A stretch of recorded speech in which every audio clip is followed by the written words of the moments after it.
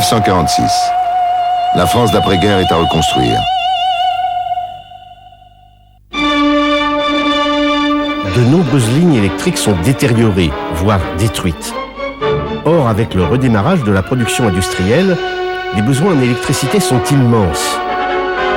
La toute nouvelle entreprise publique EDF, qui vient d'être créée, s'attelle donc à la tâche de reconstruire les réseaux. Mais pour réparer, il n'existe alors qu'une solution, grimper sur les supports de ligne.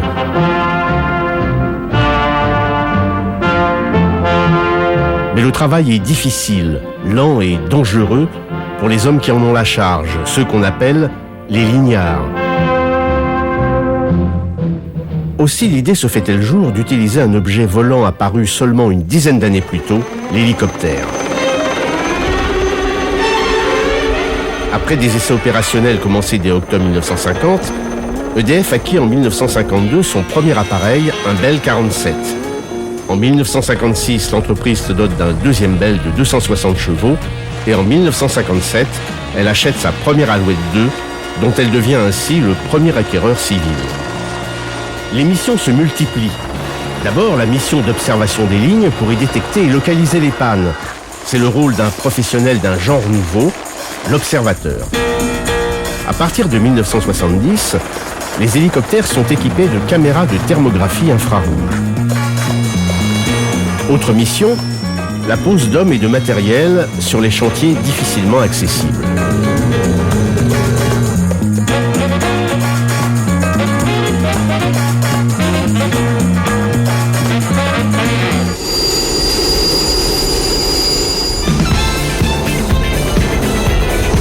Au début des années 80, on assiste aux premières interventions effectuées directement de l'hélicoptère.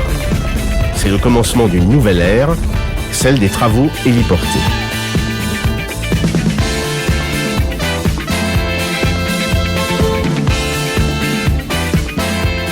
À partir de 1986, les expérimentations se succèdent avec un objectif prioritaire, la sécurité des monteurs et des pilotes. Ainsi, en 1988, un premier essai de remplacement des manchons à partir d'une nacelle est effectué.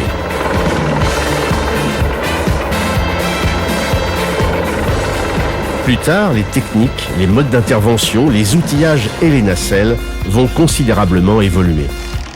Au total, 35 types de nacelles auront été conçus, dont 15 sont encore utilisées aujourd'hui, y compris celles que l'on dépose sur les lignes, qui plus est sous tension.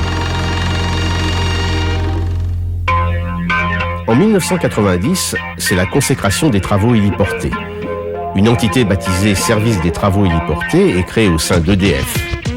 Elle se transforme quelques mois plus tard en STH, Service et travaux héliportés. Parmi les travaux auxquels se consacre désormais STH, figure par exemple le montage des supports de ligne. Un montage qui ressemble fort à un jeu de construction. Et ce, quel que soit le type de support de ligne, un pylône par exemple. Dans tous les cas, on évite l'utilisation de mâts et de grues. Dérouler un câble, c'est également l'affaire de STH. Soit la dérouleuse est fixée au sol, soit elle est carrément embarquée sous l'hélicoptère.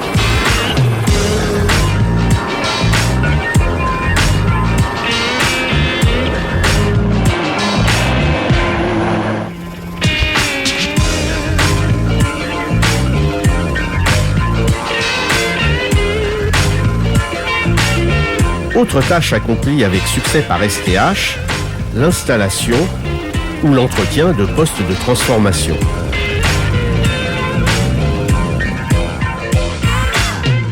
Ici, par exemple, il s'agit de poser des éléments tubulaires.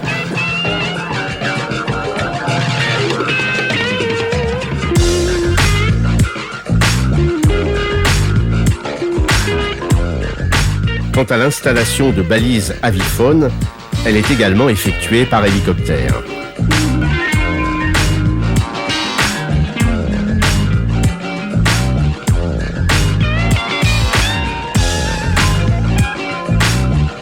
mais parce qu'elle représente 80% du temps de vol de ces hélicoptères, pour STH, la surveillance des lignes est une activité importante.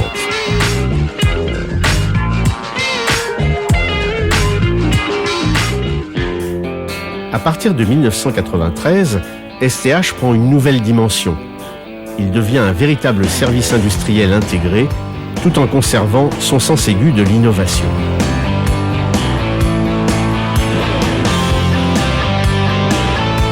D'autant qu'à partir de juillet 2000, il est rattaché à RTE, le gestionnaire du réseau de transport d'électricité qui vient d'être créé. Aujourd'hui, le département services et travaux héliportés, c'est 50 ans d'expérience, 120 personnes, 11 hélicoptères, 7000 heures de vol par an et 200 000 heures de vol cumulées, 100 000 km de lignes surveillées chaque année et 1000 journées de consignation de lignes évitées.